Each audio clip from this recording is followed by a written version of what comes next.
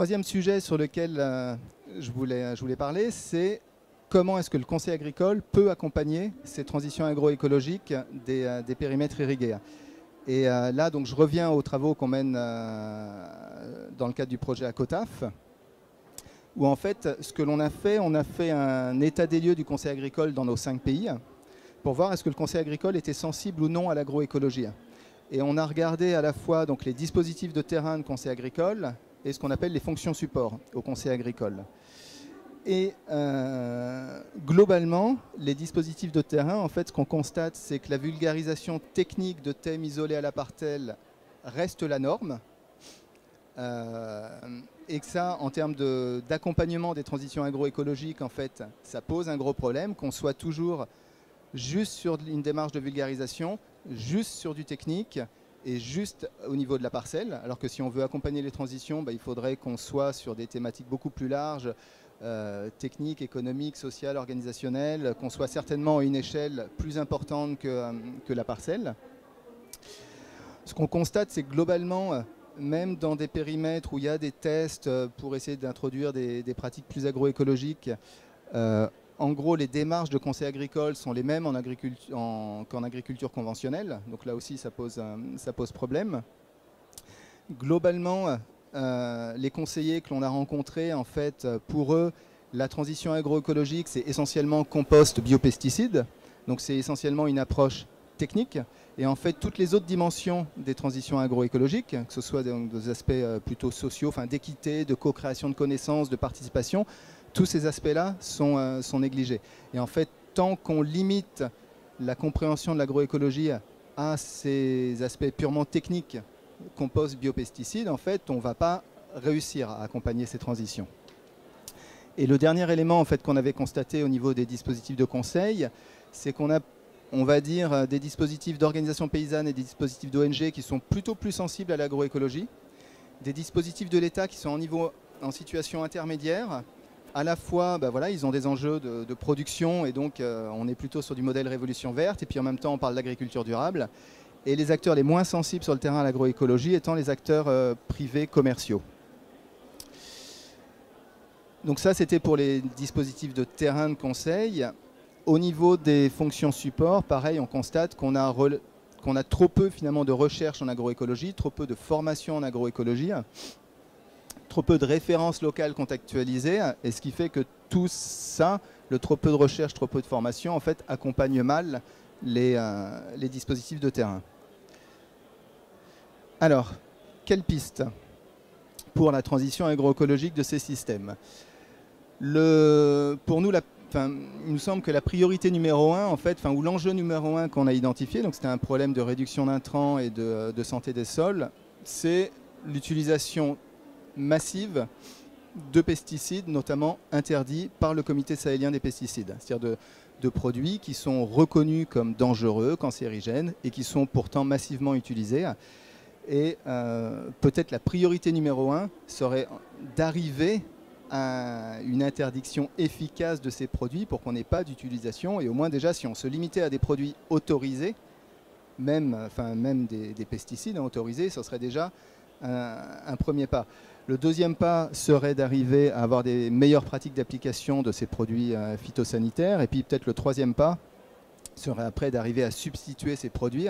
Donc là, on a essayé de se mettre dans le cadre référentiel de Gliessmann qui propose des transitions en étapes où on se dit, voilà, déjà, on élimine les produits interdits, on a ensuite des meilleures pratiques avec les produits autorisés, et puis après, on essaye de substituer ces pratiques. Alors, il y a pas mal d'autres pistes de systèmes plus intégrés, rizipisciculture ou riziaviculture. Il y a des tests d'agriculture de conservation qui sont faits. Il y a des tests de SRI, système risicole incentive, qui sont faits. Alors, le problème du SRI, ceci dit, c'est qu'au Sahel, en tout cas moi, dans les pays où j'ai travaillé, je n'ai jamais vu le SRI dépasser le stade de test. Et notamment parce qu'on se heurte toujours au problème de la main-d'œuvre et au problème du fumier. Donc ça veut dire que si on veut aussi accompagner la transition agroécologique de ces systèmes, il faut clairement arriver à s'attaquer au problème de main-d'œuvre, il faut clairement arriver à s'attaquer au problème du fumier. S'attaquer au problème du fumier, ça veut dire notamment avoir des systèmes plus intégrés. La zone office du Niger, par exemple, historiquement, c'est une grande zone d'élevage. En fait, maintenant, c'est une grande zone risicole. Et en fait, il y a beaucoup de zones risicoles comme ça où on a plutôt tendance à exclure l'élevage.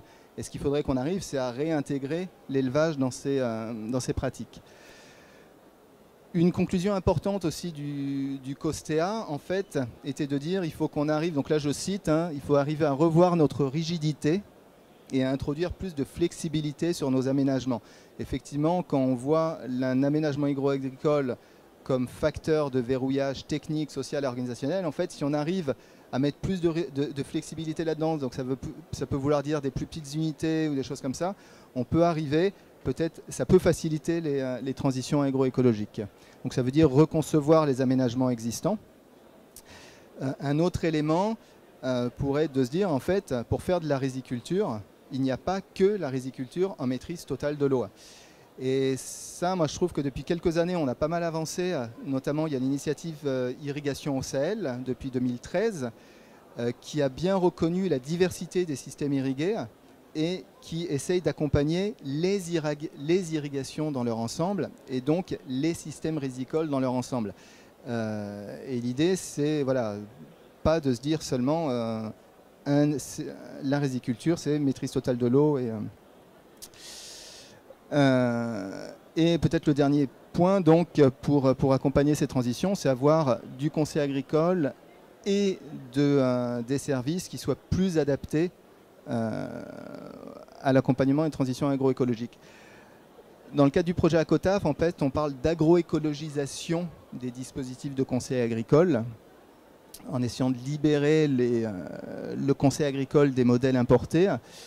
La priorité, ce serait vraiment de rompre avec les démarches classiques, vulgarisation, technique, à la parcelle, de thèmes isolés. Tant qu'on reste là-dessus, en fait, on n'a aucune chance d'accompagner les transitions. Donc ça veut dire faire évoluer le conseil agricole.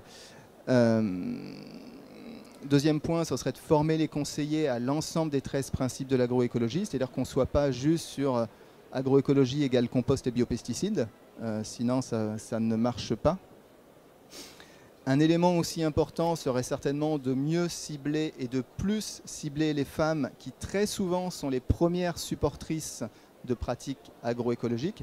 Alors, dans bien des cas, c'est parce qu'elles en fait, elles n'ont pas accès pour des moyens financiers aux intrants, mais dans d'autres cas, c'est aussi parce qu'elles sont convaincues de ces pratiques-là. Un autre élément pour le conseil agricole, moi, il me semble qu'on a clairement besoin d'un empowerment des paysans. On parle d'agroécologie comme d'un mouvement social. Dans ces pays d'Afrique de l'Ouest que je citais, en fait, on a des mouvements paysans qui sont forts, mais on n'a pas encore de mouvement social porteur de l'agroécologie. Donc on a tout intérêt à continuer à appuyer ce mouvement paysan pour qu'il puisse rejoindre peut-être d'autres organisations de la société civile et être plus porteur d'agroécologie.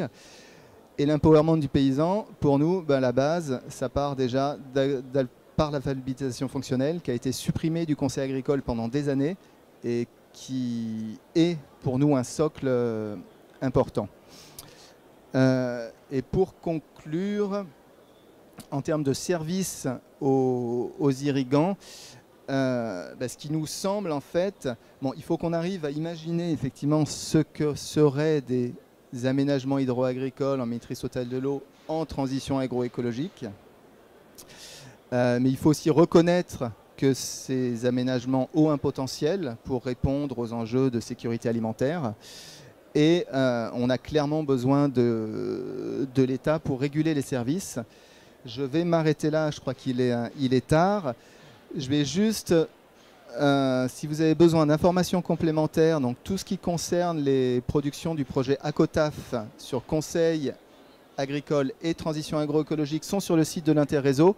Donc on a 5 rapports pays, on a un rapport de synthèse, un policy brief à venir, donc allez sur le site de l'Interréseau. Et tout ce qui concernait les services aux irrigants, là c'est sur le site du COSTEA, où pareil, il y a des rapports pays Cambodge, Tunisie, et une note de synthèse aussi à venir. Voilà.